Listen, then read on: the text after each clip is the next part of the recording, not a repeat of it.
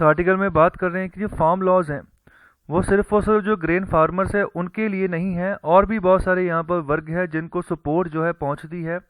जिस तरह का भी फार्म लॉ यहाँ पर भारत सरकार बनाती है, तो बहुत सारे फार्मर ग्रुप्स हैं जिन्होंने अभी फार्म बिल्स को यहाँ पर सपोर्ट जहाँ पर एक्सटेंड की है, और दूसरी ओर यहाँ पर जो है बहुत सारे फार्मर्स ऐसे भी हैं जो इसको अपोज कर रहे हैं और एजिटेशन को और बढ़ाते जा रहे हैं।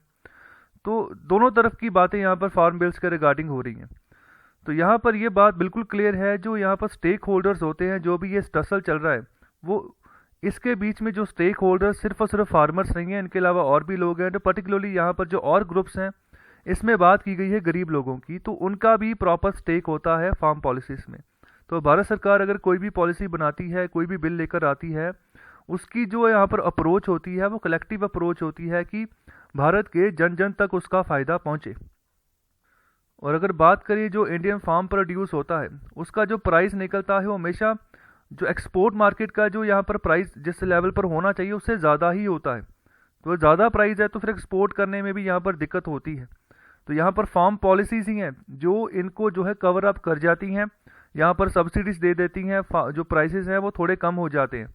और जो इसका ओरिजिनल पर्पस है कि सब तक अप्रोच पहुँचे, उसको अप्रोच करने में ये फार्म पॉलिसीज़ कामयाब रही हैं, और उसी जो वे के अकॉर्डिंग अभी भी काम कर रही हैं। जो इंडिया का जो ग्रेन स्टॉक है, जो यहाँ पर अनाज का भंडार है, काफ़ी ज़्यादा है। तो यहाँ पर इसको भी फूड सिक्योरिटी के तौर पर इंश्योर करना बहुत ज़रूरी है। अगर अनाज भंडार ज़्यादा है तो उसको स्टोर कैसे करना है, अगर स्टोरेज है तो अगर उसको टाइमली उसको निकालना है तो उसके लिए भी अच्छे से प्रोसेस होना चाहिए। जैसे यहाँ पर पब्लिक डिस्ट्रीब्यूशन सिस्टम चलता है, उसके तहत गरीब लोगों को राशन कार्ड के हिसाब से वहाँ पर खाना मुहैया होता है, उनको ग्रेन्स मिलते हैं, गेहूँ मिलता है, चावल मिलता है। तो इसको और इंश्योर करने की ज़रूरत है कि इसकी अप्रोच जो है ना हर एक उस गरीब तक पहुँचे जिसको यहाँ तक अभी तक जो है इसकी सुविधा नहीं पहुँची है। कोई भी कहने का मतलब यहाँ पर भूखा नहीं सोना चाहिए। तो इसका यहाँ पर ये सब कुछ क्यों हो रहा है कि अभी जो है ना ओपन एंडेड प्रोक्योरमेंट हो रही है मिनिमम सपोर्ट प्राइस के ऊपर।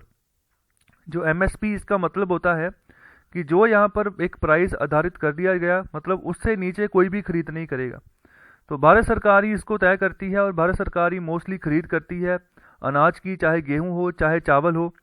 तो यहाँ पर मिनिमम सपोर्ट प्राइस के हिसाब से ही करती है। तो ये काफ़ी ज़्यादा, इसको अगर आप करो ना, इसका कंपैरिजन काफ़ी विभिन्न है। भारत के और राज्यों में देखो तो अगर एमएसपी की बात करो तो एमएसपी वहाँ पर मिलता ही नहीं है फसलों के ऊपर, और कुछ राज्य ऐसे हैं जहाँ पर एमएसपी मिलता है, और वहाँ पर प्राइसेस का भी अगर आप कंपेयर करो तो काफ़ी फ़र्क निकलता है। एक जगह चले जाओ भारत के, तो वहाँ पर अगर आपने गेहूँ परचेज़ किया है भारत सरकार ने, तो वहाँ पर 1800 या 1850 जो है पर क्विंटल के हिसाब से रेट मिल जाता है। लेकिन अगर बात करो भारत के किसी और क्षेत्र की, तो वहाँ पर 1000 तक पहुँच गया है या 1200 तक पहुँच गया। तो ये भी यहाँ पर कह सकते हैं कि एक तरह का डिस्क्रिमिनेशन हो रहा है। तो यहाँ पर ये ओपन एंडेड प्रोक्योरमेंट होता है, फसलों की खरीद होती है भारत सरकार के द्वारा। तो यहाँ पर ना हम इसको कंपेयर नहीं कर सकते ग्लोबली अगर एफिशिएंसी लेकर आनी हो, कि प्राइसेस ज़्यादा हो रहे हैं। आगे देखो, जो खरीद होती है भारत सरकार के द्वारा, वहाँ पर जो यहाँ पर महंगा हो जाता है ना काम, एक तो खरीद की एमएसपी के ऊपर जितने भी यहाँ पर रेट लगा, दूसरा इस उपज को यहाँ तक पहुँचाने का जो यहाँ पर सब्सिडी भारत सरकार के द्वारा दी गई थी, उसके ऊपर जो खर्चा हुआ वो तो देखा ही नहीं जाता। यहाँ पर सब्सिडी के तौर पर बहुत कुछ कर दिया जाता है। जैसे अगर कोई आपने बिजली की खपत की तो उसके बिल माफ़ कर दिए जाते हैं राज्य सरकारों की ओर से, कि यहाँ पर जितने भी एग्रीकल्चर रिलेटेड जिनके पास कनेक्शन है उनके बिल ही नहीं आएंगे, या फिर बिल आधे कर दिए जाते हैं। और जब इरिगेशन की फैसिलिटी प्रोवाइड करनी है तो उसमें भी किसी तरह का कोई टैक्स नहीं लगाया जाता। अगर कोई नदी आ रही है, नदी से लिंक करके कोई यहाँ पर कैनाल बनाई गई है, तो कैनाल से अगर कोई वाटर यूज़ कर रहा है अपनी इरिगेशन के लिए, तो उसके ऊपर भी कोई टैक्स नहीं है, कोई सरचार्ज नहीं है। इसके अलावा देखो, अभी आत्मनिर्भर भारत पैकेज आया था, तो उसमें भारत सरकार ने 65,000 करोड़ की यहाँ पर फर्टिलाइजर सब्सिडी प्रोवाइड की थी। तो 65,000 करोड़ भारत सरकार इसके ऊपर भी खर्च कर रही है सब्सिडी प्रोवाइड करने के लिए, फर्टिलाइजर के लिए।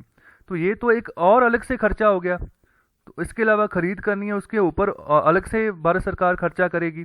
तो ये कॉस्ट जो है इसकी वजह से बढ़ती जा रही है एक्चुअल में। तो ये सभी इनविजिबल कॉस्ट हो चुकी हैं, इसको कोई देख ही नहीं रहा है।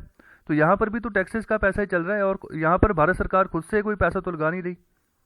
पैसा तो वही है जो टैक्सेस के रूप में भारत सरकार के पास पहुँचा है, और यहाँ पर फार्म एक्टिविटीज़ के ऊपर लग रहा है।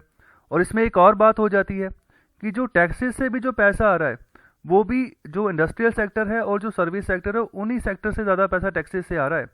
जो प्राइमरी मार्केट है, जो फार्म सेक्टर है, एग्रीकल्चर सेक्टर, उससे जो टैक्सेस से भी कोई पैसा नहीं आ रहा। और इसमें और बात कर रहे हैं जो डेवोल्यूशन होता है to states from where the procurement is carried out in the shape of taxes on the procured grain levied by the regulator market और इनडायरेक्टली द स्टेट गवर्नमेंट। देखो यहाँ पर फिर टैक्सेस लगते हैं जो मंडी टैक्स होता है एक तरह का, तो ये भी यहाँ पर जो आड़तिया होता है उसके ऊपर लगाते हैं, और जो एग्रीकल्चर प्रोड्यूस निकलता है उसके ऊपर ये छोटा सा टैक्स लगता है। ये टैक्स जो है इसका पैसा यहाँ पर लगाया जाता है कि जो रेगुलेटेड मार्केट है उसकी मेंटेनेंस करने के लिए। तो यहाँ पर ये पैसा, ये भी स्टेट गवर्नमेंट जो है इसमें यहाँ पर फ़ायदा पहुँचाती है। कुछ पैसा स्टेट गवर्नमेंट भी यहाँ पर जो है डाल रही है यहाँ पर कि किसी तरह से जो मेंटेनेंस है उसको यहाँ पर सही रखा जाए, कि जब भी यहाँ पर अनाज की प्रोक्योरमेंट हो तो उस समय जो इंफ्रास्ट्रक्चर है ना वो सही अवेलेबल हो किसानों के लिए। तो बहुत सारे खर्चे यहाँ पर जो है हो रहे हैं। कुछ खर्चे यहाँ पर मेजॉरिटी खर्चा सेंट्रल गवर्नमेंट कर रही है और कुछ बचा कुचा खर्चा जो है वो स्टेट गवर्नमेंट कर रही है। अगर हम बात करें स्टेट गवर्नमेंट की, अगर उसको बोले कि आप एमएसपी के ऊपर फसलों की खरीद कर लो, तो वो इतने काबिल नहीं है कि स्टेट गवर्नमेंट्स पूरे राज्य की फसलें जो है वो खरीद करके अपने पास सेपरेट गोदाम बना के उस वहाँ पर रख लें। तो ये भारत सरकार ही कर सकती है और भारत सरकार ही यहाँ पर कर रही है।